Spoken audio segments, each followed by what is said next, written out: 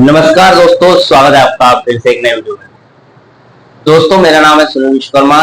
दोस्तों, बीएसएनएल कर्मचारी और बीएसएनएल पेंशनर्स ने सिर्फ 7 अगस्त को ही नहीं, इसके पहले भी कई प्रयास किए थर्ड पीआरसी को 2017 से लागू करने के लिए, क्योंकि उनको पता है उनकी जो 10 साल की मेहनत निकल गई 2026 तक, मान के चलिए 2017 से 2026 तक की जो मेहनत निकल गई है, उसका बकाया एरिया थर्ड पीआरसी लेना जरूरी है किसी भी हालत में।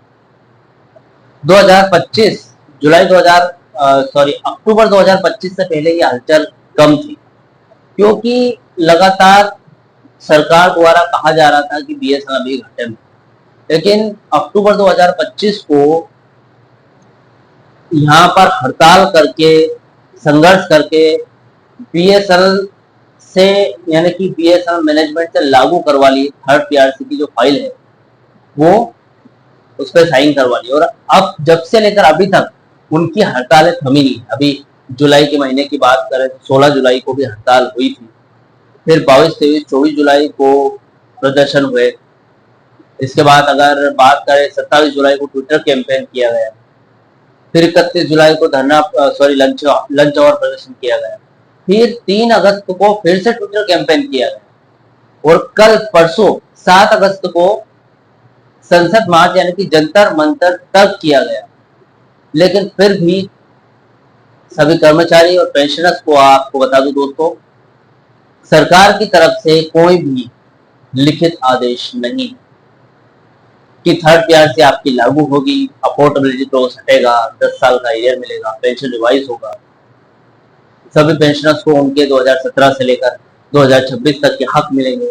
कुछ भी ऐसा लिखित आदेश नहीं है। इसका मतलब सभी कर्मचारी और पेंशनर्स के लिए बैड न्यूज है, क्योंकि कोई भी लिखित आदेश नहीं आया है दोस्तों। लेकिन वीआरएस 2.0 की बड़ी खबर निकल के आ रही है, उसके बारे में भी आज इस वीडियो में चर्चा करेंगे। और लिखित में ऑर्डर अभी तक नहीं आया है, तो आगे क्या करने वाली यूनियन है, इसके बारे में भी जानने वाले हैं। भले ही संसद मार्च से कुछ नहीं हुआ हो दोस्तों, लेकिन सभी पेंशनर्स और कर्मचारी आगे की प्लानिंग के तहत थर्ड पीआरसी लागू कराकर रहेंगे, अफोर्डेबिलिटी क्लॉज में छुटकारा लेकर रहेंगे। चलिए आगे पूरी जानकारी देने वाला हूँ वीडियो में। सबसे पहले दोस्तों, चैनल पर नए हो, पहली बार आए हो, बीएसएनएल से जुड़ी सभी प्रकार की जानकारियां रोज देखना चाहते हो, तो दोस्तों मेरे चैनल को सब्सक्राइब जरूर कर लेना, बेल नोटिफिकेशन ऑन करना मत भूलना दोस्तों मेरा नाम है सुनील विश्वकर्मा। मेरे द्वारा दी गई जानकारी आपको सही लगे, सटीक लगे, यूजफुल लगे, तो इस जानकारी को अपने पेंशनर्स मित्रों के साथ, कर्मचारी भाइयों के साथ ज्यादा से ज्यादा शेयर कीजिए, ताकि उनके पास भी ये जानकारी पहुंच पाए। दोस्तों जाते जाते इस वीडियो को एक लाइक करके जरूर जाना। चलिए दोस्तों, बढ़ाते वीडियो को आगे। दोस्तों, आपको नहीं लगता थर्ड पीआरसी को बहुत ज्यादा लटकाया जा रहा है?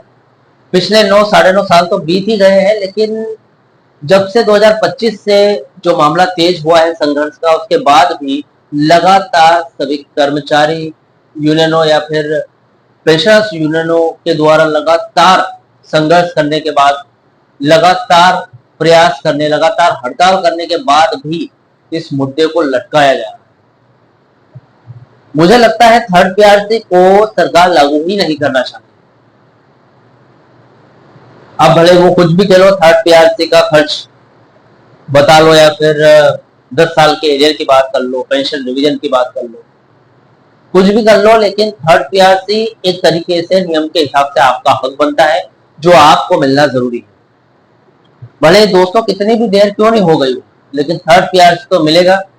2026 में नहीं तो 2027 में मिलेगा, लेकिन पहले सेकंड पीआरसी के 20 साल बाद भले थर्ड पीआरसी मिलेगा, उसके बाद ही फोर्थ पीआरसी मिलेगा। लाइट चली गई है, थोड़ा सा आपको डे लाइट के उजाले में ही आपको थोड़ा सा देखना पड़ेगा।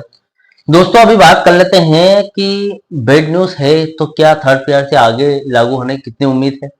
अफोर्डेबिलिटी क्लॉज पर जो आदेश नहीं आया है, क्यों नहीं आया है? क्या सरकार पर इतना दबाव नहीं बना है, या फिर यूं कहें कि आगे की कुछ प्लानिंग हो बीएसएनएल यूनियन की, या फिर कर्मचारी यूनियन पेंशनर्स एसोसिएशन की। और वीआरएस 2.0 पर भी अपडेट है। देखिए दोस्तों, पूरी जानकारी बताने वाला हूं आज इस वीडियो में। हाँ तो दोस्तों, 7 अगस्त के आंदोलन के बाद की वास्तविक स्थिति, छटनी और निजीकरण के गंभीर मतलब और आने वाले महीनों में वेतन और पेंशन संशोधन के भविष्य के बारे में आज पूरी जानकारी बताने वाला हूं। सबसे पहले दोस्तों, छटनी का जो मामला सामने आया है उसके बारे में बात कर लेते हैं। ये दोस्तों छटनी वाला यानी कि बीआरएस 2.0 वाली छटनी नहीं, ये कुछ और है। देखिए यहाँ पर, देखिए छटनी और निजीकरण के वास्तविक मतलब की अगर बात करूं तो कोई सीधा टर्मिनेशन लेटर नहीं है यहाँ पर, बल्कि एक स्ट्रेटेजी के तहत किया गया बदलाव है। ठेका कर्मचारी, कॉन्ट्रैक्ट वर्कर्स की छटनी हो रही दोस्तों। बीएसएनएल में सबसे पहले गाज आउटसोर्स और ठेका कर्मचारियों पर गिरती थी।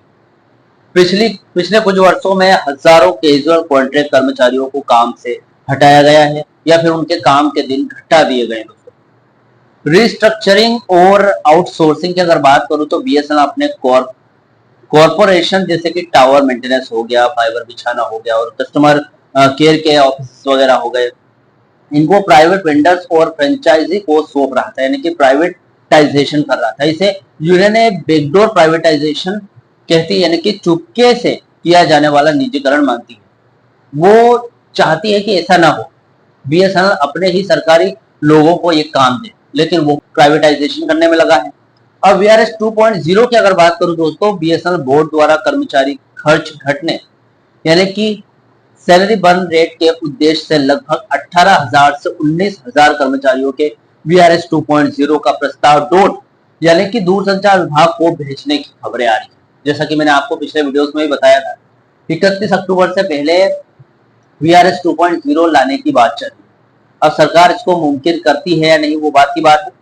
इसका सीधा सा मकसद है कि 50 वर्ष से ज्यादा उम्र के कर्मचारियों की संख्या आधी करनी और विशेषकर डोट ऑब्जर्व कर्मचारी जो कि आगे जाकर पेंशन रिवाइज करने का मुद्दा न उठाए, इसलिए उनको उनको बीएसएनएल से बाहर निकालना है, भले किसी भी तरीके से, भले वीआरएस 2.0 लागू। दोस्तों 7 अगस्त 2026 के प्रदर्शन की बात करें, क्या आंदोलन फेल हो गया? क्योंकि लग तो ऐसे रहा है कि आंदोलन का कोई नतीजा निकल कर नहीं आ रहा है, लिखित रूप में आदेश निकल कर नहीं आ रहा है, तो इसका मतलब है फेल हो गया। देखिए ये कहना आंदोलन फेल हो गया है पूरी तरीके से गलत होगा, क्योंकि दोस्तों लिखित आदेश क्यों नहीं मिला इसके बारे में देख लेते हैं। सरकार कभी भी एक दिन के धरने या फिर संसद मार्च के तुरंत बाद 24 घंटे के भीतर लिखित आर्डर जारी नहीं करती। वैसे अभी 48 घंटे हो चुके हैं, इसलिए अफोर्डेबिलिटी क्लोज हटाने के लिए कैबिनेट या फिर डोट के स्तर पर नीतिगत फैसला लेना पड़ता है। यानी कि देखा जाए तो अभी हो सकता है 3 से 4 दिन और लग सकते हैं एक सच्चा रिजल्ट आने में, लेकिन फिलहाल तो अभी कोई लिखित आदेश नहीं है। परिणाम यानी कि रिजल्ट क्या रहा, देखिए संसद के मानसून सत्र के दौरान खराब मौसम के बावजूद यूनियनों ने सरकार और डोट यानी कि प्रशासन को कड़ा संदेश दिया है कि कर्मचारी और पेंशनर्स पीछे हटने वालों में से नहीं। राजनीतिक दबाव बनने से फाइल पर प्रशासनिक चर्चा तेज हो गई, यानी कि जो अफोर्डेबिलिटी क्लॉज के कारण डोट में फाइल अटकी थी वेज रिवीजन की, उसमें कहीं ना कहीं दबाव पड़ते ही कुछ ना कुछ तो टस से मस हुई है, फाइल की ओर ध्यान गया है सभी डोट वाले अधिकारियों का। अभी एक और सवाल आता है दोस्तों, क्या अगले 6 से 7 महीनों में थर्ड पे रिवीजन यानी कि थर्ड पीआरसी लागू होगा या फिर नहीं? देखिए थर्ड पे रिवीजन रद्द तो नहीं हुआ दोस्तों, ये तो नहीं हम कह सकते, लेकिन इस राह में 2 बड़े कानूनी और प्रशासनिक मोड़ है। जैसे कि पहले तो अफोर्डेबिलिटी क्लॉज की बात करें, जो डिपार्टमेंट ऑफ पब्लिक एंटरप्राइजेस के नियमों के मुताबिक कोई भी पीएसयू जो घाटे में है वे अपने दम पर रिवीजन नहीं दे सकती जब तक सरकार या फिर कैबिनेट बीएसएनएल को इस शर्त से विशेष छूट यानी कि एक्सेप्शन या फिर वाइवर नहीं देती, तब तक बीएसएनएल मैनेजमेंट इसे सीधे लागू नहीं कर सकता। दोस्तों दिल्ली हाईकोर्ट का हालिया फैसला जो कि 2 जुलाई या फिर 1 जुलाई के आसपास लिया गया, पेंशनर्स पर असर भी हुआ, उसका अदालत ने ये स्पष्ट किया है कि बीएसएनएल हो या फिर एमटीएन, पेंशनर्स का पेंशन रिवीजन कामकाजी कर्मचारियों के पे रिवीजन यानी कि पीआरसी से सीधा जुड़ा हुआ है। यानी जब तक कर्मचारियों का थर्ड पीआरसी फाइनल नहीं होता तब तक पेंशनर्स का पेंशन रिवीजन भी इसी तरीके से अटका रहा। टाइमलाइन की अगर बात करूं दोस्तों, तो सब अगले 6 से 7 महीनों में अगर यूनियन सरकार पर राजनीतिक दबाव बनाकर कैबिनेट से छूट यानी कि एक्सेप्शन दिलवा लेती है तभी थर्ड पीआरसी लागू हो पाएगा, वरना ये जो प्रक्रिया है और भी आगे खींच सकती है, लटक सकती है। यानी कि 6 से 7 महीने नहीं, 1 से 2 साल लागू नहीं होगा जब तक कंपनी अपने दम पर प्रॉफिट में नहीं आती। अब यूनियनों की इन पर आगे की क्या प्लानिंग? अफोर्डेबिलिटी क्लॉज या फिर संसद मार्च हो चुका है, इसके बाद यूनियन की आगे की क्या प्लानिंग है देखिए दोस्तों। बीएसएनएल कोऑर्डिनेशन कमेटी यानी कि बीएसएनएल एम्प्लॉय यूनियन, बीएसएनएल एआईबीडीपीए या फिर बीएसएनएल सीसीडब्ल्यूएफ की अगर बात करूं, सीआईटीयू ने साफ कर दिया है कि ये आंदोलन का अंत नहीं है, आंदोलन को और तेज किया जाएगा। सिर्फ एक दिन के धरने से सरकार नहीं झुकेगी, इसलिए आगे आने वाले दिनों में देशव्यापी भूख हड़ताल, वर्क टू रूल और अनिश्चितकालीन हड़ताल यानी कि इंडेफिनाइट स्ट्राइक जैसे कठोर कदम उठाए जा सकते हैं। तभी जाकर सरकार टच से मस होगी और अफोर्डेबिलिटी क्लॉज में एक्सेप्शन मिलेगा, वाइवर मिलेगा। एकजुटता की बात करो दोस्तों, सभी एग्जीक्यूटिव और नॉन एग्जीक्यूटिव यूनियनों को एक मंच यानी कि एयूएपी या फिर बीडीएम की बात करें पर लाकर एकजुट संघर्ष जारी रखा जाएगा। यानी कि देखा जाए तो एकजुटता ही अभी समाधान है। आगे आने वाले समय में जैसे कि पेंशनर्स, कर्मचारी या फिर मजदूर वर्ग के यूनियनों ने सभी ने कंधे से कंधा मिलाकर संसद मार्च किया था, दिल्ली में जंतर मंतर किया था।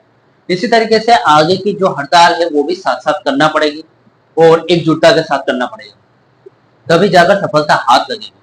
अब सफल होना अलग बात है, दबाव पड़ के थर्ड पीआरसी में यानी कि अफोर्डेबिलिटी क्लॉज में एक्सेप्शन पाना एक अलग बात है।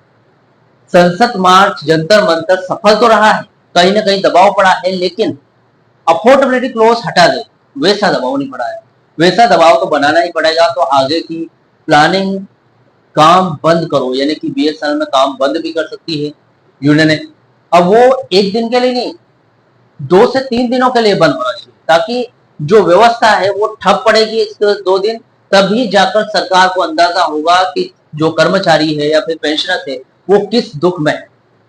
उनके 10 साल की थर्ड पीआरसी लागू नहीं हुई, 10 साल का एरियर नहीं मिला, पेंशन रिवाइज नहीं हुआ, वेतन रिवाइज नहीं हुआ, तो वो किस मोड़ से गुजर रहे हैं यह अंदाजा होना चाहिए उनको। तो कुछ 2 से 3 दिन का सोचो कुछ भी ऐसा करने। फिलहाल दोस्तों मुझे किसी भी तरीके से कर्मचारियों का या फिर पेंशनर्स को उकसाने का मन नहीं है बिल्कुल भी, लेकिन कहीं ना कहीं अपने हक के लिए लड़ना तो पड़े। फिलहाल दोस्तों मेरे द्वारा दी गई ये जानकारी थी, इससे जुड़े हुए जो भी आपके डाउट या क्वेश्चन वगैरह तो मुझे कमेंट कर सकते हैं। वीडियो अच्छा लगा तो वीडियो को लाइक कमेंट जरूर करें। मिलते हैं दोस्तों next video. See you soon.